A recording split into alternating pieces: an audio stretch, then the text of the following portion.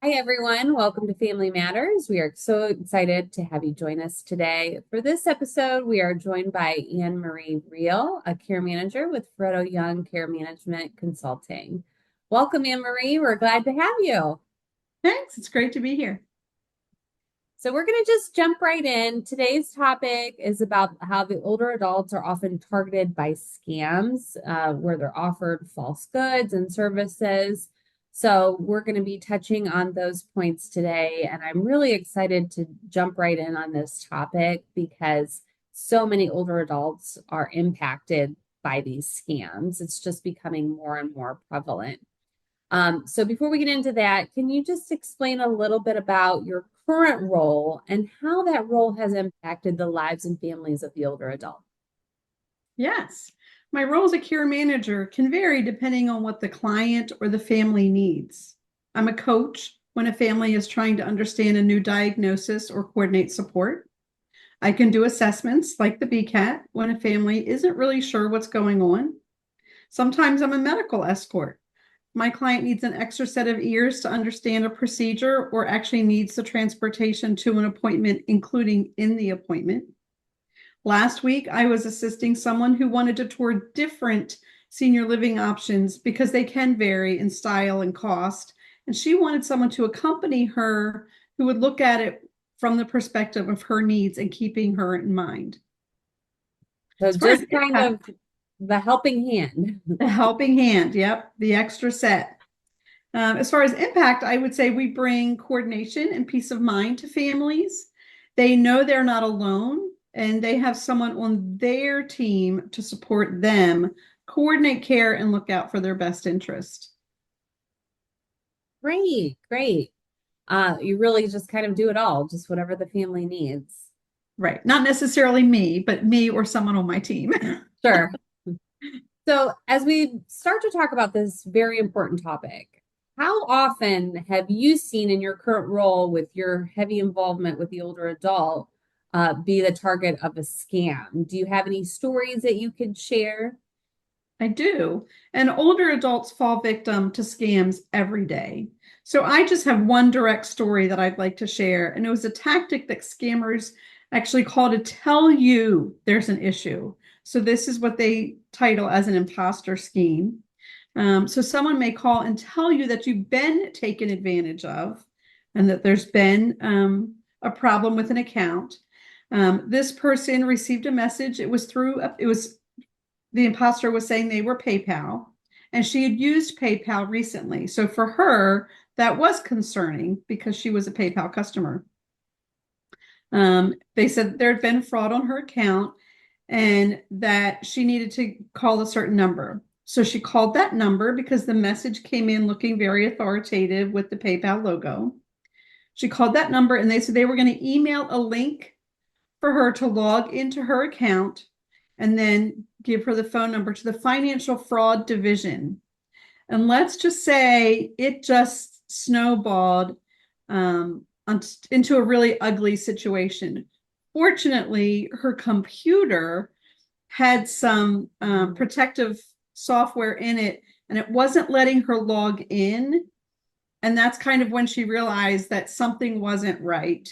Um, so fortunately, she did not actually have money taken from her, but she went into panic mode and responded to the message as that's their goal. Wow, that's a clever scam. Yeah.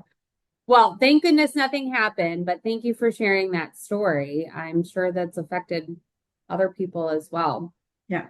What are some of the most common scams that target the older adult that you have seen? So the most common one is that imposter scam, but they changed who they are opposing to be. So most common would be someone in authority. So for example, someone calling from the IRS about your taxes, because we all pay our taxes. So you shouldn't get a call from the IRS ever, but for them to call and threaten and say your taxes are due or something was wrong with your filing, it's going to make all of us react in such a way that we need to fix this problem. That's the goal for the scammers. They could pose as the local police, either with some type of legal issue or raising money. We all want to support our local agencies. The Social Security Administration, about your Social Security, because we know we need to get those checks. They may pose as your bank, the power company, or just any other government agency. They are trying to pose as someone in authority that you would naturally respect and want to respond to quickly. Typically, they will tell you there is a problem and that you need to pay right away, or something bad will happen. You will lose services, be issued a warrant, you could be fined, or your credit could be ruined. There's kind of this demand for money and what the consequences will be. And they will often say something threatening to get you upset, because once we're upset, we don't think clearly, and then to take action. Another type of imposter would be someone that they say they know you. So they pretend to be a family member or someone who's in trouble and needs immediate help. And that's the one that has been in the news more recently. It's a grandchild calling their grandparents saying, don't tell my parents, but I've been arrested. I need money. And you're often sent to buy gift cards or to have money wired someplace. The interesting thing when they interview families after that is the actual grandchildren will say to the grandparent, you should have just tried calling me. And so oftentimes after the fact, when we review these situations, if we had taken a moment to be calm, call the person that they're claiming to be or someone else that may know them, it could prevent a huge loss of money. That's typically what happens. There are several voter scams going on right now. So there are folks showing up at public events, just the farmer's market, not necessarily a voting event, but a public event with a tablet asking to make sure you've registered. And in the process, they're going to get information from you. They may even offer to download something to your phone. And you're like, great, here, do it. Because it's easier if someone else does it. But what they're downloading is actually going to be some kind of spyware and get information off your phone. When you think about these government agencies or others in authority, there's a formal way to register to vote. You don't just do that on an app. You don't do it over the phone. It's a very formal procedure. So think about that if you're approached, especially in public, to register to vote. Tech support is a scam because only the techies really understand everything there is to understand about the computer. So you get a message offering to help, then it's easy to take them up on that, especially if it's a pop-up message that says you're out of memory or you've been hacked, where that's actually, the scam itself is the pop-up message. So never click a pop-up message. If you are having problems with your computer, take it to a reputable repair shop. And then donations. So people are always looking for money, and we are often generous with activities with kids' schools, the volunteer fire companies, the police department I mentioned earlier. But if you are going to donate money, make sure you're doing it the way that would make the most sense, not through a phone call of someone you can't verify or an email.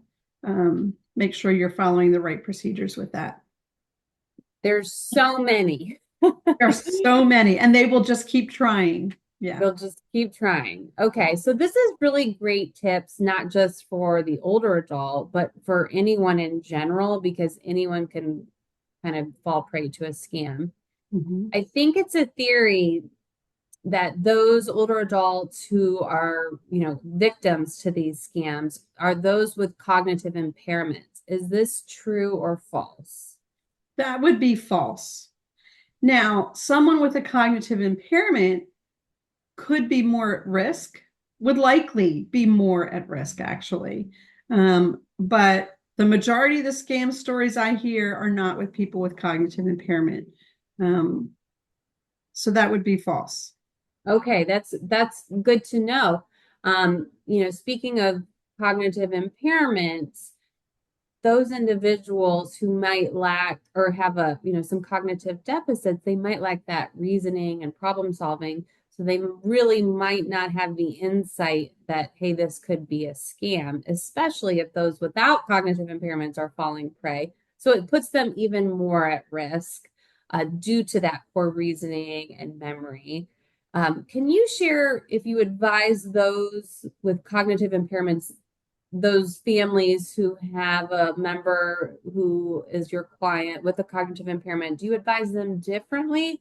Or do you just generally incorporate education to family and caregivers just in general? So safety is always our top priority when supporting someone with a cognitive deficit. So we do need to take extra precautions as they may not realize what is happening. I recommend steps like having a ring camera at the front door to provide knowledge of anyone coming and going. Blocking any phone numbers on the phone that isn't an approved contact. That's really important and actually a very easy step to take. It also helps the person with the cognitive impairment when they're making phone calls, there will be less options for that to be confusing. Some scams come through the mail. So we even have clients switch someone's address to a PO box or a different family member so that the mail is not coming to that person. They can't accidentally send a check off without knowing where it's going.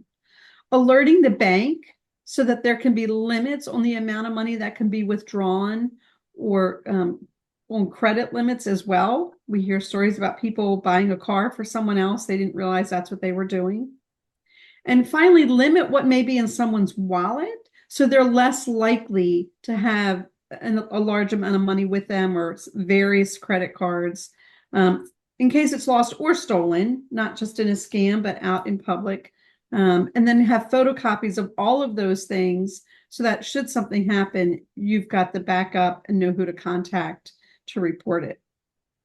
Those are really, really great suggestions and easy steps that families can take, particularly, with their phones. They can block the number, ensuring that the mail is being sorted through appropriately, letting them know, making sure you have photocopies of everything. Those are really great tips and suggestions for safety. Are there any additional precautions or safeguards that you would recommend for families to protect them from those common scams that you referenced? Mostly don't answer your phone if you don't know the number.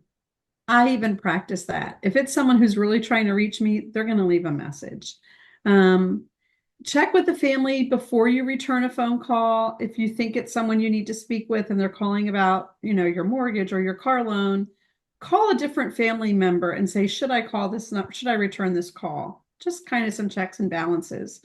The same goes for emails. If you didn't initiate a service, don't reply to an email that you didn't initiate.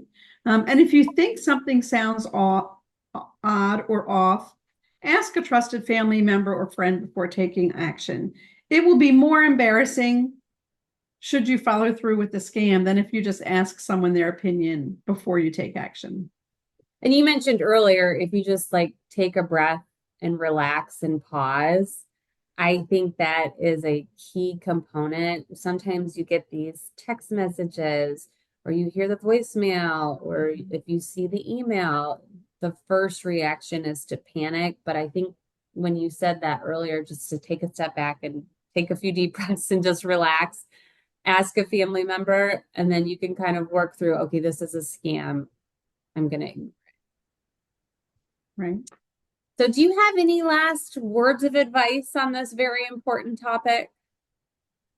I think what we want people to know is that scammers are working very hard at their job, and we need to work hard to stop them. They use fear and urgency to scare you, so that you're not thinking logically. But most important, if you do get scammed, don't be afraid or hide this information. And you should not be embarrassed by it.